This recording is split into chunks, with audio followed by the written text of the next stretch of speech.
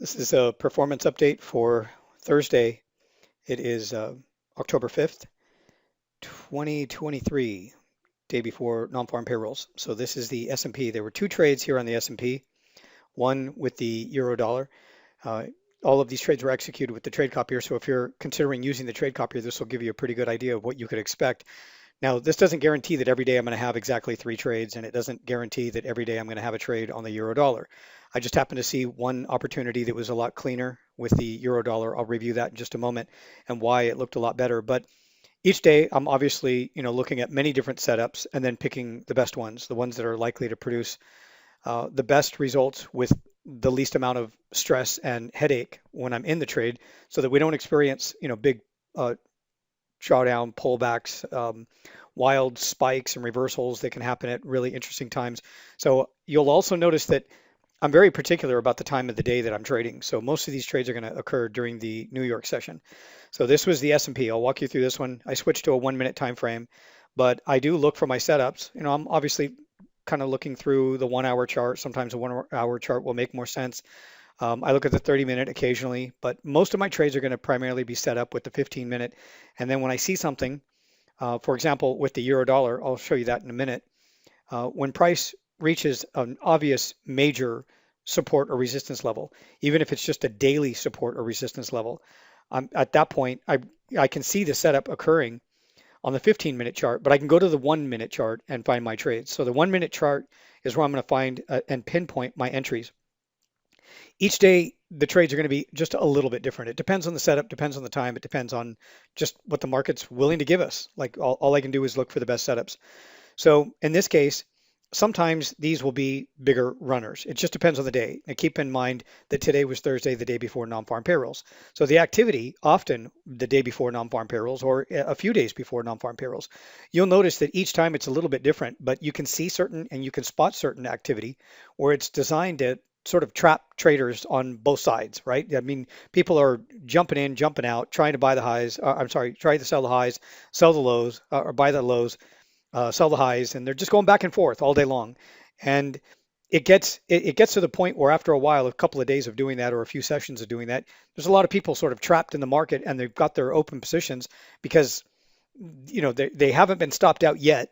But at some point, non-farm payrolls is probably likely to create that opportunity. So it just builds up all of that liquidity, builds up, but puts a lot of people in the market, and you got to know when to stay out. So some of these trades are going to be quick like this. This was a 6 point move right away. I mean, it was relatively easy setup. S&P again. So you can copy my trades with the S&P. You can copy my trades with Forex. I can't tell you what days I'm going to have certain trades in which market. It really depends on the setup. All I'm doing is scanning through and looking for the best trade setup. That's it each day. And I'm looking for the one that's likely to produce the best results at that time based on and given the type of conditions that we're trading in. Again, day before non-farm payrolls, got to be careful. So I had a second trade after the pullback. It didn't quite obviously hit this support level. I was targeting this support level and it didn't do that. Right at that point, it was the low for the morning, low for that session. This is the New York session right here that shaded right here. And this was the high for the session. And this was my opportunity to sell it. And it didn't make it down there. When it started to chop around, that's when I realized I need to close out the position and take the profits and wait for another opportunity if it was going to continue to go lower. And there was nothing here that indicated that it was going to go any higher and that it was going to be a reversal. This is what I was describing just a moment ago, that in scenarios like this, it's easy to see a lot of people and to kind of give them, inexperienced traders the idea that price could be bouncing off of this support range right here. You can see it right there. There's 1, 2, 3, and then, doesn't exactly hit the first hour low, but it looks like a move back up, right? I mean, a lot of people would consider that, but the way I look at it is the opposite. I look at it not just because I'm thinking the opposite, but I see the pattern on the larger time frame that it's clearly going to continue to go lower, and it's probably going to test. You can see this blue support line. This is a critical level of support that I figured it would go to next. It did hold up right there at the first hour low, so I took and locked in profits as it was going right through there because it kind of bounced around right there on that 1 minute bar. And at that point, I thought it was done. I thought these are good trades. That's a 5 point trade right there. There's a 6 point trade, S&P, not bad, day before non-farm payrolls. So the other trade that I had was the Forex pair. Let me show you that. euro dollar, again, going to the 1 minute time frame. So why would I go to a 1 minute time frame? And the question might be, do I always trade on the 1 minute time frame? I don't sit and stare at the 1 minute time frame all day long. What I do is I look for my setups on the larger time frames and then narrow down, pinpoint my entry on the 1 minute chart. It's just a really easy thing to do. I won't sit and stare as price is developing an opportunity on the 1 minute chart because it can be, pretty tricky and challenging when you're staring at all that movement. I wait for the setup to happen and to occur on the larger time frame. So on the 15-minute chart, if you look at the 15-minute chart on the euro dollar today, Thursday, you'll notice that it kept running into that the daily low, today's low, Thursday's low. So it set during Asia session, and then it tested again during the London session, and then it tested it again during the New York session. So when they go back there a third time, you know that it's probably going to be some kind of a reversal at that point. I mean, that's the first expectations, is that if they're going to come back and hit that low over and over again, and it's the low for 3 different sessions in a row. Now you'll notice that it was a little bit different with some of the other Forex pairs. That's why it was so easy and so obvious to just pick the euro dollar. It's not to say that the obvious ones are the ones that are always going to work. That's not always true. It's got to be the right setup. So again, it's not just a candle pattern. It's a particular setup where I can see that market makers, whoever it is that you want to say, smart money, all the different terminology out there that describes this kind of behavior, it's clearly obvious that it's going to go back up. I mean, where else are they going to take it? I mean, there's only one other decision to make there. And it's clear. It's almost like a signal for everybody to be able to take that opportunity if you know how to read it. So again, switching to the 1 minute chart, all I had to do was wait. And again, only trading during a specific window of time during the New York session and waiting for that possible reversal, but the pattern has to be there. It's not just that I'm hoping for a reversal. It really comes down to having the ability, and we've all been there. We all struggle with it. We all try to succeed at being the type of trader that can stare and watch the charts without thinking. Now, I know that might sound funny in the beginning, but once you do it for a long time and you realize when you have a bias or you have a personal opinion, as you're watching the activity unfold, you may end up getting into the market a little too ahead, right? Before the setup is even complete or even is according to your plan. Often traders will have like a plan where they'll say, okay, I only execute on the 15-minute chart, but then they'll go down to a 5-minute chart or a 1-minute chart, and they think they know where it's going to go. And because they think they know where it's going to go, that's what's going to lead them to jump into a trade soon. I know I did it. I did it for years.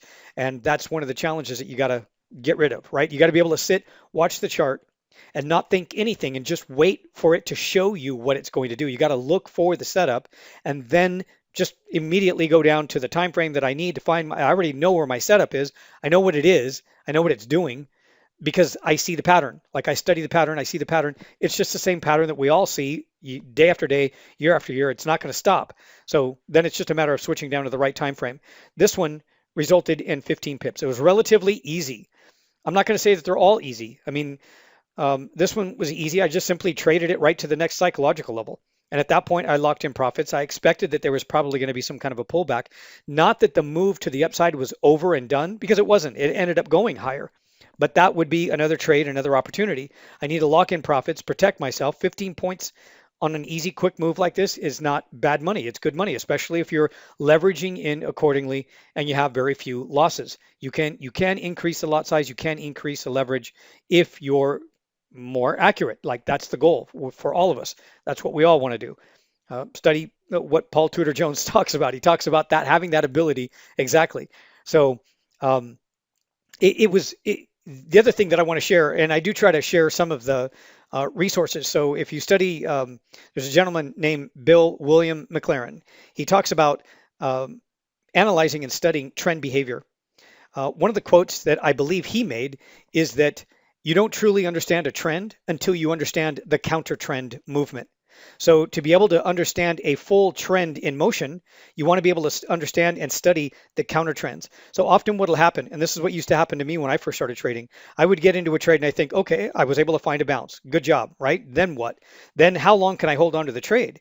And I would see two candles that would look like this and I think, okay, it's over. I better lock in profits. And then I would lock in down here and I'd only make about 3 or 4 pips. And then it would turn around and reverse and go right back up. And I would sit there and I think, how can I hold on to a trade longer? What do I need to learn? What do I need to know? We've all been there. I'm sure you know exactly what I'm talking about. And this is one of the concepts that I had to master or really start to focus on, which was to understand counter trends, counter trend movement that was able to determine or where I was able to determine if this was just a healthy pullback, right? Normally to be expected, and that I could expect the trend to resume after this counter trend move, which is very common. So study Bill or William McLaren's book. It's short. One of the books that's out there is really small, but he talks about this, and it really gives you a different way to look at it. To look at a breakout in a trend to hold on to your trades longer. And obviously, when we get up here, well, this activity right here is a considerably different than what you see on these counter trends, these pullbacks right here. Very, very, very different. So at that point, you know, if you end up holding on too long. In this case, of course, I traded to psychological level, which is 20. I've been trading to those levels for years. Like when I'm intraday trading inside of certain ranges, I'll go for the 20, the 80, the 50, the 00, something like that. So that was relatively easy. I do that all the time. I've been doing it for years.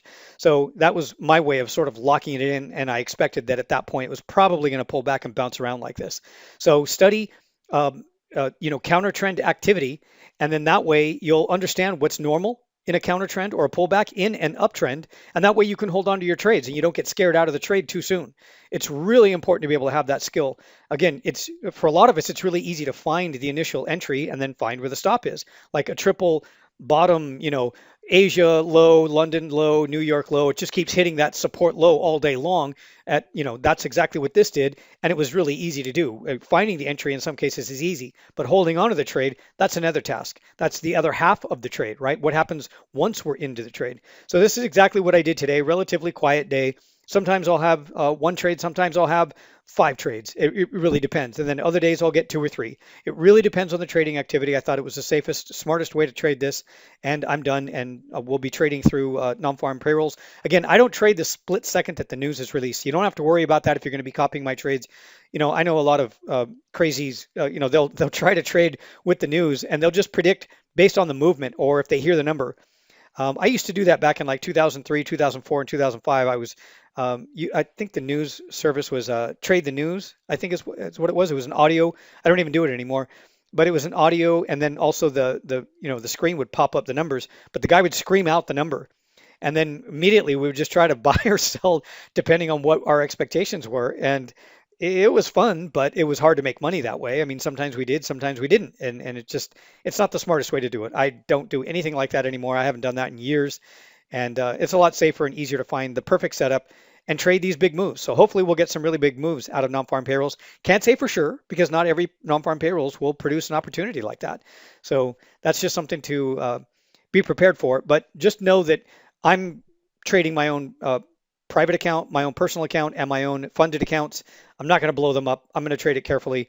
I'm always going to be looking for trades like this. Some of them are going to produce more results like this. I mean, sometimes I can get if I'm lucky, a 10 to 17 point trade on the S&P, and it'll just keep going and going and going and going. But it's the setup. It's the setup that counts. It's the time of the day, the time of the week, the way it sets up, and what we're looking for. All those little things are factors that come into deciding on a trade like this.